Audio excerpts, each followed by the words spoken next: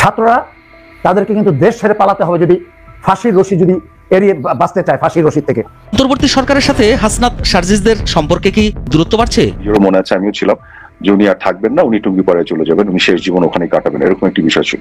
তো ভারতে চলে যাওয়ার আসলে কোনো পরিকল্পনা ছিল না, এটা প্রশ্নও আসে না, কিন্তু তখন অনেকটা জবরদস্তি জোর করে ওনাকে হেলিকপ্টারে উঠানো হয়েছিল।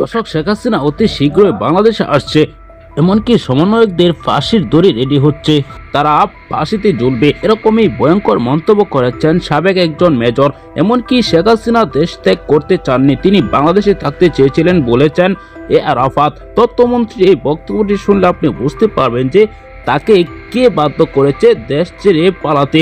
এই ভিডিওতে সকল তথ্য ফাঁস করা হয়েছে, এমনকি আবারও মাঠে নামছে আওয়ামী লীগ শেখ হাসিনাকে দেশে ফিরানোর জন্য। না টেনে দেখতে থাকুন, লাইক করে আমার সাথেই থাকুন। শিক্ষার্থীদের যারা আন্দোলন করতেছে তাদেরকে রাজাকার হিসেবে অভিহিত করেছেন।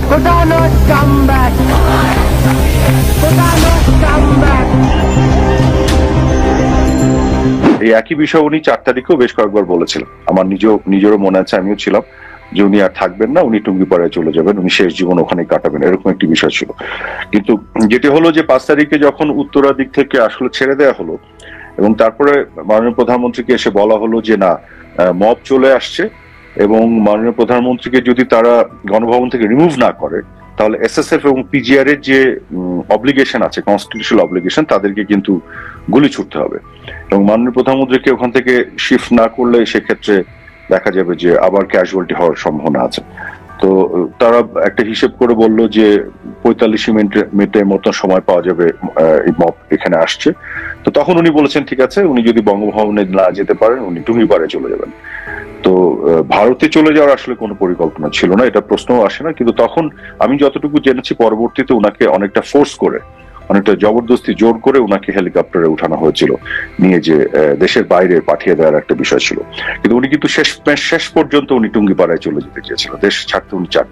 এবং এটা যেটা বলা হচ্ছে যে উনি দেশ ছেড়ে চলে গেছেন বা পালিয়ে গেছেন, যে শব্দগুলো ব্যবহার করা হচ্ছে না, ভবিষ্যতে এগুলো বের হবে, উনাকে জোর করে বাধ্য করা হয়েছিল। তো 4 তারিখেই আপনার বিকেলের পর থেকে কয়েকবার আমাদেরকে বলেছিলেন উনি আর থাকতে চান না। উনি এভাবে বলছিলেন যে আমি দেশ চালাতে পারছি না, এত হচ্ছে, ওদের এত খারাপ লাগছে, ওরা দেশ চালাক, আমি টুঙ্গিপাড়ায় চলে যাবো। উনি ক্ষমতা ছেড়ে দিতে 4 তারিখে বেশ কয়েকবার বলেছিলেন। কাজে এগুলো একেবারেই, আমরা যারা প্রত্যক্ষদর্শী আমরা জানি এগুলো একেবারে মিথ্যা কথা।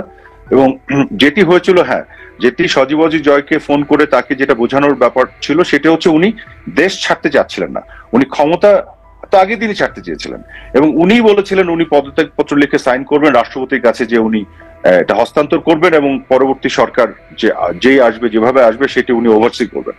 কিন্তু তারা যখন তাকে জোর করে বঙ্গভবন থেকে বের করে দেশের বাইরে পাঠাতে চাচ্ছিল, সেই সময় উনি এটা জিদ করেছিলেন, উনি দেশের বাইরে যাবেন না।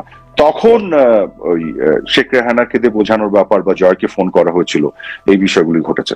কিন্তু আগের দিনও 4 তারিখ উনি বারবার বলেছেন উনি থাকবেন না এবং উনি বারবার একই কথা বলতেন, উনি টুঙ্গিপাড়ায় চলে যাবেন। আমরা বরং 2-1 জন বলেছিলাম যে আপনি টুঙ্গিপাড়ায় চলে যাবেন, ক্ষমতায় থাকবেন না, ওরা তো আসলে আপনাকে হত্যার পরিকল্পনা করছে। সামনে আছে একটা আন্দোলন আর পিছন দিকে তো বিভিন্ন ধরনের জঙ্গি এবং এসব সন্ত্রাসীদেরকে নিয়ে এক ধরনের ওনাকে হত্যা করার পরিকল্পনা ছিল।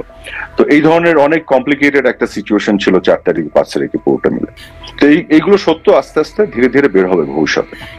যখন বাংলাদেশের জনগণ জেগে উঠবে, যখন বাংলাদেশের জনগণ ভোরের সূর্য যখন উদয় হবে, যখন সূর্য দেখা দিবে, ওরা পালিয়ে যাবে। কিন্তু মাঝখানে ওদের যে ধ্বংসযজ্ঞ, এই ধ্বংসযজ্ঞ কিছুটা রয়ে যাবে। বাংলাদেশ ক্ষতিগ্রস্ত হয়েছে, যেমন গার্মেন্টস শিল্প ক্ষতিগ্রস্ত হয়েছে, রাস্তাঘাট ক্ষতিগ্রস্ত হয়েছে, সচিবালয়ে আগুন দিয়েছে, বিভিন্ন স্কুল কলেজ মাদ্রাসা পুড়িয়ে দেওয়া হয়েছে, পুলিশদেরকে হত্যা করা হয়েছে, মানুষদেরকে হত্যা করা হয়েছে। এই যে ক্ষতিগ্রস্ত গুলো হয়েছে, 5 তারকা হোটেল জ্বালিয়ে পুড়িয়ে দেওয়া হয়েছে, শাহিন চাকলাদারের প্রাণ রাফেল গ্রুপ জ্বালিয়ে পুড়িয়ে দেওয়া হয়েছে, গাজীর ফ্যাক্টরি জ্বালিয়ে পুড়িয়ে দেওয়া হয়েছে। এই যে ক্ষতিগুলো হলো, এটি হচ্ছে ডাকাতরা যখন ডাকাতি করতে গিয়ে যেমন আলমারি ভাঙে, স্টিল আলমারি ভাঙে, ভাঙচুর করে স্বর্ণ গহেনার জন্য, একইভাবে এরাও এই কাজটি করেছে।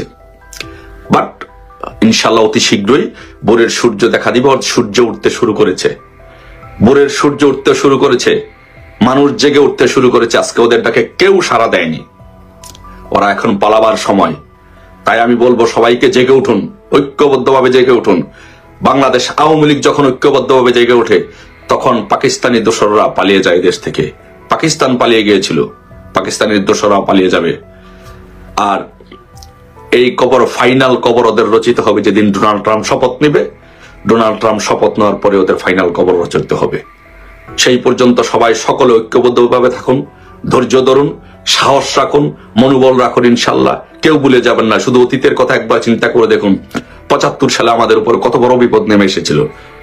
111 আমাদের উপরে কত বড় বিপদ নেমে এসেছিল। 111 আমরা তখন 111 তখন আমি ঢাকা বিশ্ববিদ্যালয়ের নেতৃত্ব দেই।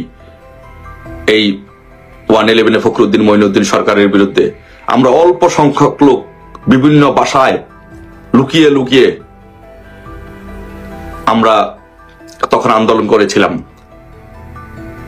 অল্প সংখ্যক লোক তো আমরা এই আন্দোলনের নেতৃত্ব দিয়েছিলাম জীবন বাজি রেখে।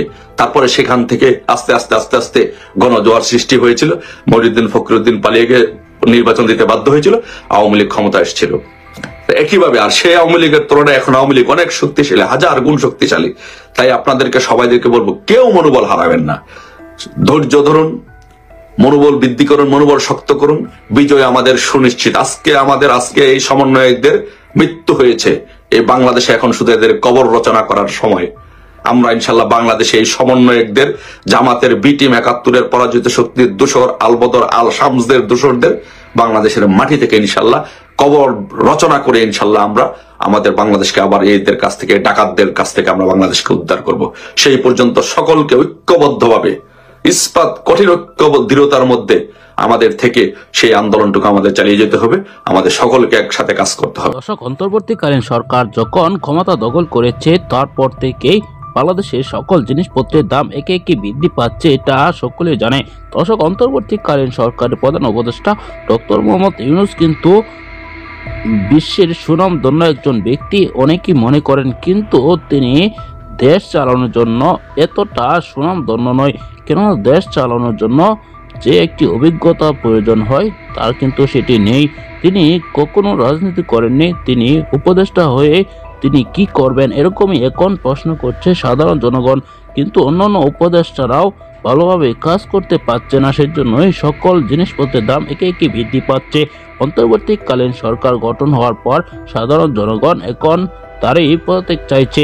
সাধারণ জনগণ যেভাবে শেখ হাসিনাকে দেশছাড়া করেছে, সেভাবে আবারও অন্তর্বর্তীকালীন সরকারকে পালাতে বাধ্য করবে, এরকমই কিন্তু তথ্য পাওয়া যাচ্ছে একাধিক সূত্রে। এই ভিডিওতে আপনারা শুরুতে দেখেছেন শিক্ষার্থীদের কঠিন আলটিমেটাম অন্তর্বর্তীকালীন সরকারের বিরুদ্ধে।